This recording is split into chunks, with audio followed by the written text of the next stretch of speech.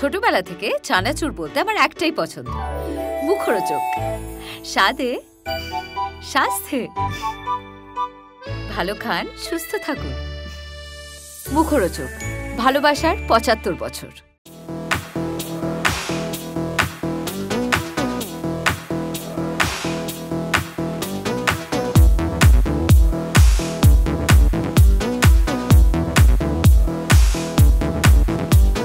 দারুণ লাগছে এবং আমি মনে করি যে অযোগ্যর এটা একটা খুব বড় প্রাপ্তি এবং সেটা হয়েছে শুধুমাত্র মানুষের ভালোবাসা এবং ভগবানের আশীর্বাদে এবং অসাধারণ ডিরেকশন কৌশিক গাঙ্গুলি, যে যারা আমাকে মানে আমাদের এই ছবিটা উপহার দিলেন কৌশিকদা অডিয়েন্সের জন্য, এবং এত অসাধারণ ছবির মর্ম যে মানুষ যারাই দেখছেন তারা বলছেন আবার আবার দেখবো ছবিটা, এবং তার সাথে সাথে আকরিকের জন্য আজকে আমি অ্যাওয়ার্ড পেয়েছি।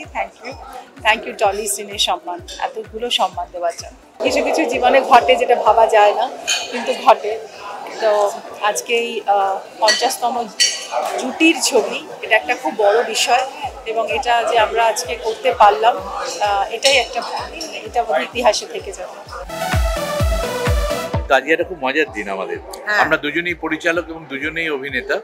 সেই ক্ষেত্রে দাঁড়িয়ে আজকে শুধু অভিনয়ের জন্য অ্যাওয়ার্ড নিতে এসেছি আমরা দুজনেই, সেটা খুব আনন্দ লাগছে আমার। আর ও তো বাড়াবাড়ি করছে, বাড়িতে জায়গা হচ্ছে না। আজকে ৭ম অ্যাওয়ার্ড অর্ধাঙ্গিনীর জন্য, এটা সাংঘাতিক আনন্দের এবং অর্ধাঙ্গিনী পুরো টিম ওই জন্য ওকে কনগ্রাচুলেট করছে। Thank you so much. আর আমি আশা করব যে আগামী দিনেও আমি অর্ধাঙ্গিনীর মতো না হলেও তার সেটাকে উতরে গিয়ে যেন আমি কিছু করতে পারি, আরও ইম্পর্টেন্ট কিছু, আরও হার্ট রেঞ্চিং কিছু, আরও কোথাও যেন মানুষের মন ছুঁয়ে যায়, আরও অ্যাওয়ার্ড না হোক অন্তত মানুষের মন যেন জয় করতে পারি।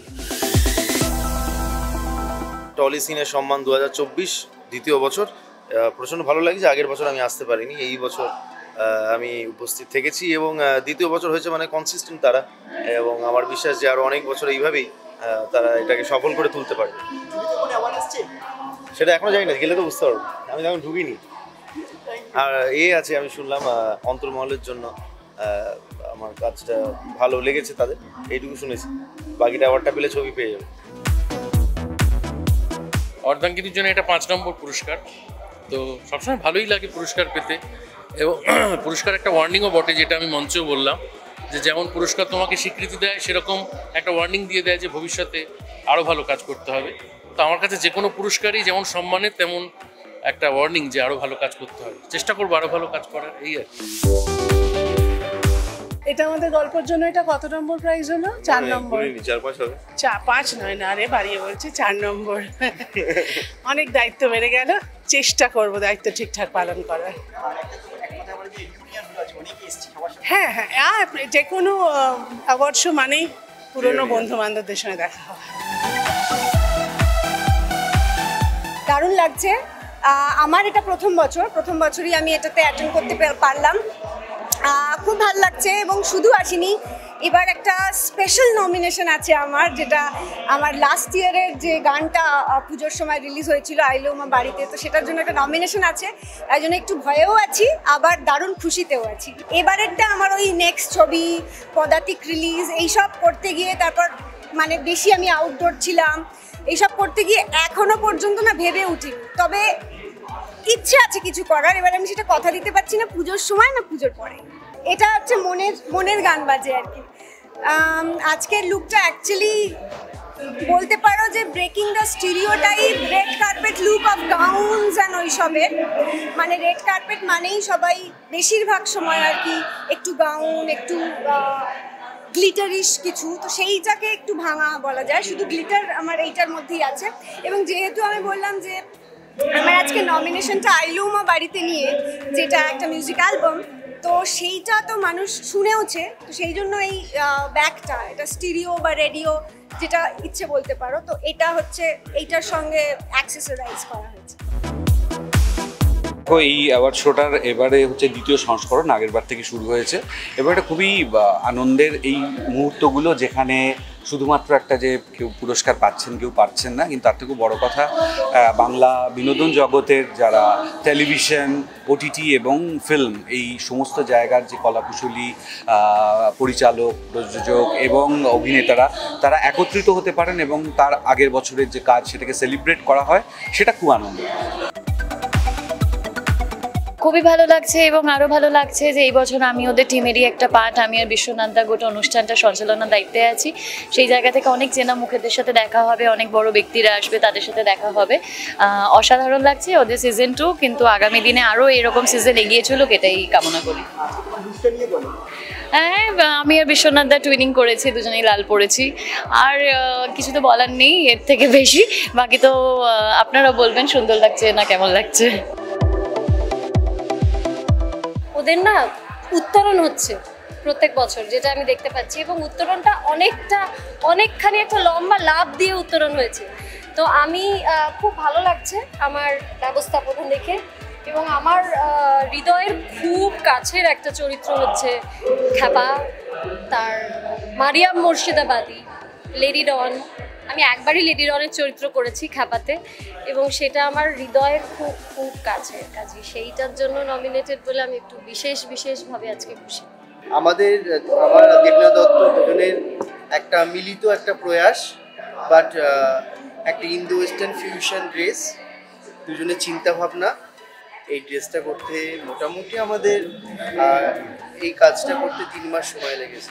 আর পড়তে দেবুদির কতটা সময় লেগেছে সেটা আমি ছিলাম না। পড়ার সময় সৌম্যজিৎ ছিল, পড়তে আমাদের কতক্ষণ লেগেছে? ঘন্টাখানেক পড়তে লেগেছে। সে যেটা এই ধরনের পোশাকের ক্ষেত্রে কমই আমি বলবো, মানে মেকিংটা যত সহজ হয় পড়ার সময় তত কমে। আজ এইটা বানানোটা এত সুন্দর হয়েছে যে পড়াটা আমার বেশি সময় লাগেনি আসলে আজকে। আমার এটা প্রথম বছর ওদের সাথে। নিমফুলের মধুতে বেস্ট নেগেটিভটার জন্য ওরা আমাকে মানে যে এটা সম্মানই কি বলবো, এই যে সম্মানটা আমি পেয়েছি, এই অ্যাওয়ার্ডটা পেয়েছি, তার জন্য আমি ওদের কাছে থ্যাঙ্কফুল। আর সবচেয়ে বেশি থ্যাঙ্কফুল আমি আমার অডিয়েন্সদের কাছে, কারণ তারা প্রতিবারই আমাকে ভালোবেসে যায় আর কি, মানে এইভাবেই ভালোবাসতে থাকবেন।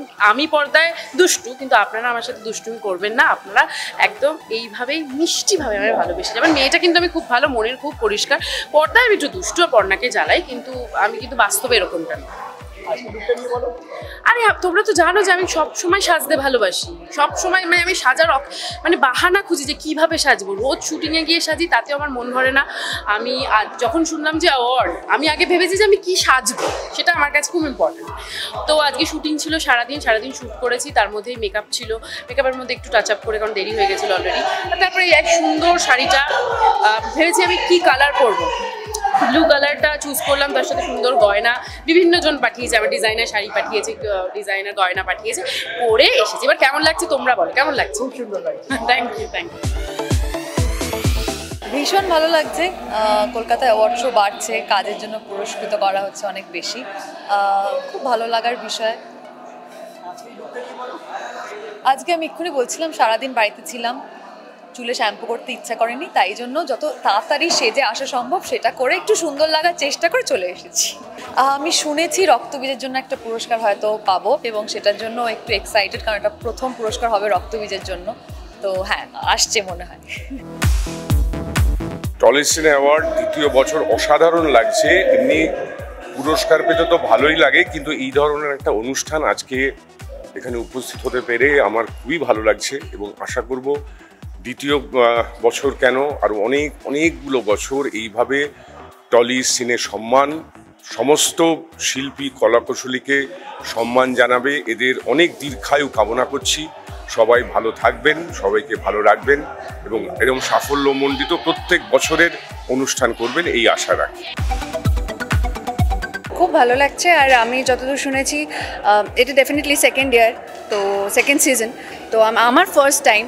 আমি খুব এক্সাইটেড, এখানে আমাকে ডেকেছে এবং আমাকে ইনভাইট করেছে, ওর জন্য আমি ভীষণ অনার্ড, ভীষণ প্লিজড এদের কাছে। আর এত সুন্দর অর্গানাইজড ওয়েতে হয়েছে পুরো শোটা, আমার খুব ভালো লেগেছে। আর অনেক চেনা মুখের সাথে দেখা হয়েছে, এটা আরও ভালো। মানে আমার ক্যারিয়ারে নীলাঞ্জনা চরিত্রটা করতে পাওয়া মানে মানে একজন যে কোনো অ্যাক্টরের ক্যারিয়ারে এরকম একটা চরিত্র মনে হয় একটা ব্লেসিংই। তো আমার কাছে আমার প্রত্যেকটা চরিত্রই ব্লেসিং, আমি ওভাবে পার্শিয়ালিটি করছি না, কিন্তু এটা যেহেতু আরও কঠিন, সেই ক্ষেত্রে আমি বলবো যে এত কঠিন চরিত্র মানে চ্যালেঞ্জিং চরিত্র করতে যে কোনো অ্যাক্টরেরই ভালো লাগে, সেটা বলছি। Thank you so much.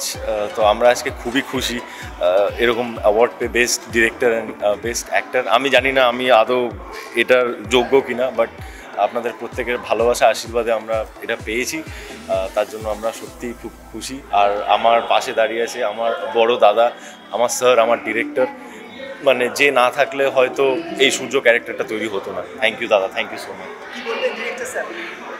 এটা যেটা আছে ওটাও অ্যাচিভ করে, যেটা অ্যাচিভ করে, শুধু ও বললে ভুল হবে। আজকে ওখানে আছে আমাদের স্বস্তিকা, মিশকা, ওদের যে ইয়াং জেনারেশনটা, ইভেন শুধু ইয়াং জেনারেশন নয়, আমাদের রূপাঞ্জনাদি, দেবদূতদা, প্রত্যেকেই এত ডেডিকেটেডলি কাজ করেছে। তো সেটার ফলস্বরূপ আজকে অনুরাগের ছোঁয়া মানুষের কাছে এতটা জনপ্রিয়, এবং এটা বলতে নেই ও তো জনপ্রিয় নায়কই, ঠিক আছে, সেটা বারবার প্রমাণিত হয়েছে। তো এটাই বলার যে যেরকমভাবে সবাই সাপোর্ট করছি, যেরকমভাবে সবাই দেখছে, সেরকমভাবে অনুরাগের ছোঁয়া দেখুক, সূর্যকে আরও ভালোবাসুক। ভালো লাগছে, লাস্ট ইয়ার আমি মিস করেছি, তো এবছরটা মিস করতে চাইনি, তাই জন্য চলে এসেছি। এটা এক্স্যাক্টলি আমি জানি না, মানে এটা আমার কাছেও সারপ্রাইজ রয়েছে, আদৌ হচ্ছে কি হচ্ছে না, বাট ভালো লাগে এরকম জায়গায় আসতে, অনেকের সাথে দেখা হয় অনেক দিন পরে, তো সেটাই চলে এলাম। আমি এটাতে ফার্স্ট টাইম আছি টোরে সিনে অ্যাওয়ার্ডে, খুব খুব খুব ভালো লাগছে, এটা আমি ফার্স্ট টাইম আসি, তো ভেরি মাচ এক্সাইটেড। আমি যখন এই রোলটা আমায় অফার করা হয় 2023 জানুয়ারি, তখন আমি রোলটা রিজেক্ট করেছিলাম। মনে হচ্ছিল যে না, এটা কিছু করার নেই, এটা করবো না। পরে ভেবে দেখলাম যে না, কাজের বাজার খারাপ, কোভিডের পর ইন্ডাস্ট্রি আবার রিজুম হচ্ছে, তো আস্তে আস্তে না, ঠিক আছে, করেই ফেলি, না করলে হয়তো আজকে অ্যাওয়ার্ডটা পেতাম না। তো এটা খুব ভালো ফিলিংস, কারণ আমার অভিনয় জগৎ থেকে পাওয়া এটা প্রথম অ্যাওয়ার্ড। আর তার আগে আমি প্রচুর অ্যাওয়ার্ড পেয়েছি ক্রিকেট খেলে, আর অভিনয় জীবন থেকে পাওয়া আমার এটা প্রথম। তো এটা খুবই স্পেশাল, আর দায়িত্ব আরও বেড়ে গেল। আগামী দিনে আরও ভালো ভালো কাজ করতে হবে, আরও মন দিয়ে কাজ করতে হবে, যাতে এরকম আরও ব্ল্যাক লেডি আমার হাতে ওঠে। তো এটুকুই, আপনারা ভালোবাসবেন, আশীর্বাদ করবেন, আর আপনাদের আশীর্বাদ পেলে সবই সম্ভব।